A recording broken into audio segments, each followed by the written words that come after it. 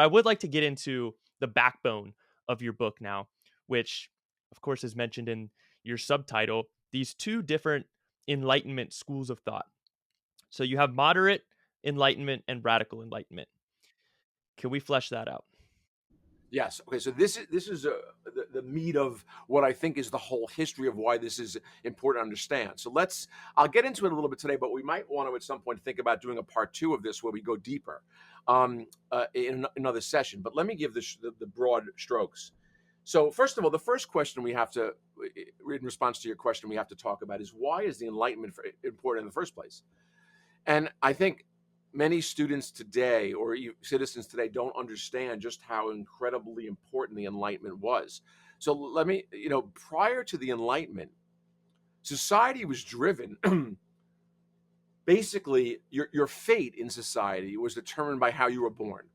If you were lucky to be, a noble or have a landed property with serfs working, and for thousands of years, the people who did better in society were by a birth lottery, by chance. Everybody else basically was miserable, unless you were smart enough to go into the clergy, because the clergy were educated.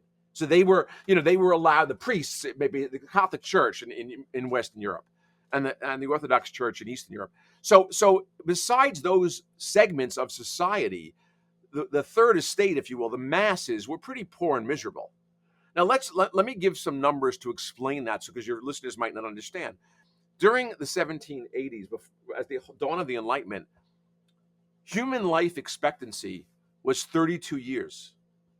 Now, across the globe, 250 years later, humans across the globe live to over 70. So if you don't believe the Enlightenment was responsible for increasing human prosperity, there's a lot of data that back this up. In 1780, 1 in 5 children didn't survive till age 3. Now almost all do. So there's a lot of proof, of data that show that this kind of open society that of course it existed in classical history at times, but for the most part, we've made more advances in prosperity in the last 200 years than in the prior 2000. Okay, so that's why the Enlightenment is important. The Enlightenment was a chance for average humans to become educated, to make a life for themselves, even if they were born poor. Very important concept. It really is the root of the American dream we talked about before. I mean, this concept. Now, during the Enlightenment, there were many aspects of the Enlightenment that were touching all different parts of society. But let's focus on the political construct of the Enlightenment. At the time, the writers called this the social contract. Why do we enter into a society to live together?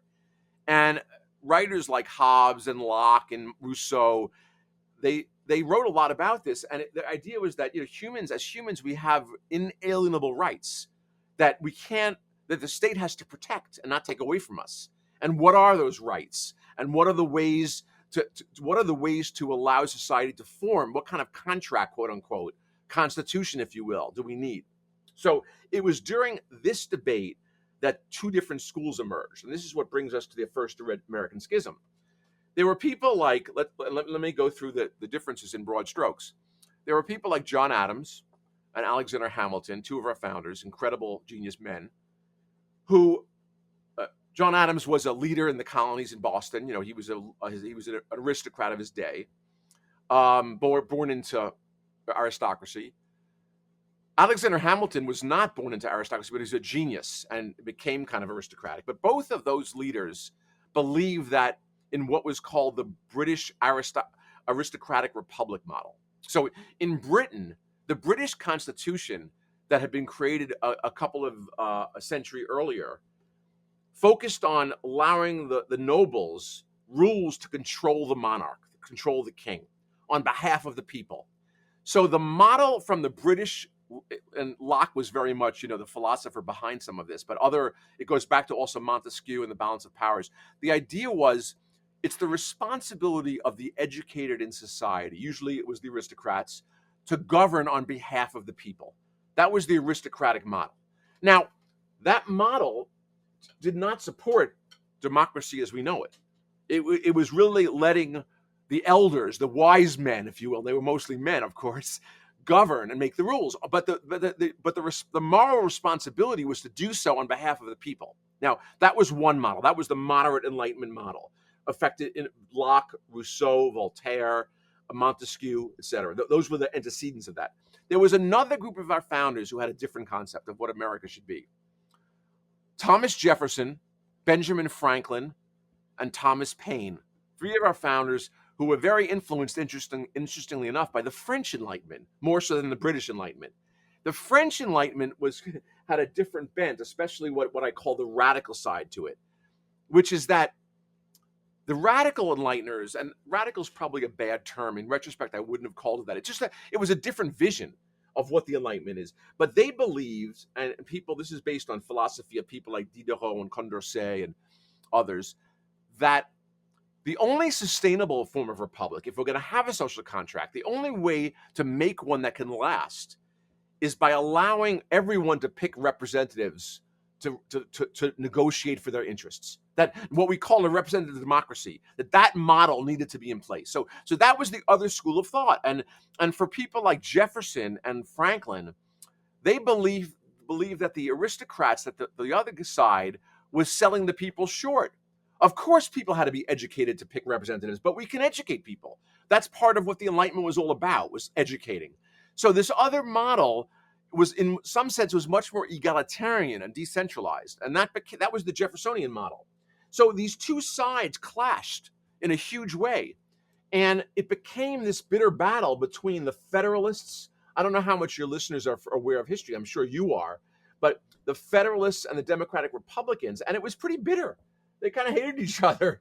They, it was, one could argue whether it was as divisive as today, but they certainly used some of those tactics. So here we have two sides are advocating two very different ways to move forward. And let's explore what happened. The first great compromise that illustrates my point about needing to compromise happened between 1776 and 1787. So these two sides are arguing in a room where the press wasn't allowed, by the way. There was no reporters there. And they have to come up with a plan to can they reconcile this? And if we didn't have brilliant people in that room, like James Madison. So James Madison, in my view, is one of our greatest founders because he figured out how to thread the needle, how to incorporate aspects of the Federalist model, but also the Jeffersonian model in a blended model. So what happened? The Constitution in some ways has the representative side. You have a House, which is elected by people. But at the time, the Senate was not elected. It was appointed by local leaders of each state. So it was more of the aristocratic model. And you have a strong executive, which was also very apropos for the aristocratic model. In some of the other models, they had councils. Anyway, the point being is this Constitution that we came up with in 1787 is a blended model. It has aspects of both. So even if you look at the logistics by which this compromise came about, it's fascinating because Jefferson at the time was in Paris. He wasn't in the room. And Franklin was quite old. He had gout and was, I think, 80 something, and he was kind of crotchety. He was not in great spirits. So, the Federalists were very powerful. And, one of the reasons, by the way, as a side note, the Federalist Papers became considered such a wonderful doctrine in political theory is because the Federalist Papers, which was written by Madison and Hamilton and Jay, became a marketing document for why we should adopt the Constitution. But in essence, what it did was it showed how the constitutional model we compromised toward is in a sense both. It has aspects of the democratic Republican model of Jefferson and aspects of the Federalist model, and how they balance each other. Famously, Madison, Federalist 10, Madison is one of Madison's greatest papers, talks a lot about this. So my point being is that we figured out a way how to thread the needle and create this system, which was, as Lincoln taught us, was far from perfect. I mean, at the time, one of the great ironies or paradoxes of the revolution is that it was all based on executing what we called our credo at the time, which was the Declaration. So the Constitution is a blueprint for how to make sure the credo of all men are created equal, how we make that come about. And yet, we had slavery. We had, only white men had any power. So I mean, it was paradoxical. It was hypocritical in many ways. But that is the, we had a pathway through the amendment process and through evolution to evolve it. And under President Jackson, the first populist wave is when everybody could vote. When I say everybody, white men. You didn't have to have property. It was an evolution in many ways. In many ways, one could view the history of America as one in which the original credo in the Declaration is getting more broadly applied to more people and more groups. I mean, that is in one way, that whether it's women or African Americans or whatever. Anyway, we could, that's a tangent. I wanted to illustrate what the difference was between these two sides. Now, this I do. We're gonna have to wrap up this first part soon, but let me tell you one thing that's really interesting. This debate between this aristocratic model and this kind of decentralized model. Remember, I said at the beginning that these forces are very active today. This is very much the same. It's changed, but it's the same fundamental pressure, tension between what we call now the establishment, the elites, and the populist movements, people who are disgusted with the elites. Because the elites haven't solved their problems. That's the same original tension that goes back to our founding. So, isn't it useful to understand where this comes from? Won't it help us? I mean, Trump was so successful because he was able to plug into hundreds of millions of Americans who were left behind by the establishment. And this is a whole nother topic which we can get into. But there are hundreds of millions of Americans that for the past 50 years have suffered under our economic model, which we call globalization. And 3 generations of Americans have suffered, in fact, and it's very bad. And the establishment, and when I say the establishment, by the way, I mean both Republicans and Democrats, both parties, have failed to address their concerns, whether it was Hillary Clinton calling them deplorables or Mitt Romney calling them takers. We showed these people that were suffering, Americans, disdain. And we let all their communities, the jobs go away. We supported global competition. Let's move all the jobs to China. We followed policies that were, in retrospect, because we thought it was helping grow competition, that were very destructive to certain segments of our society. And many, the opioid, we could go on and on. So what I suggest is that if we can do a volume 2 of this, a part 2, we could I'd like to get into more about how this original schism, how it transformed over time, how it transmogrified, and then get into how does it manifest today? How does that original schism apply to what we're going through right now, and how to get past it?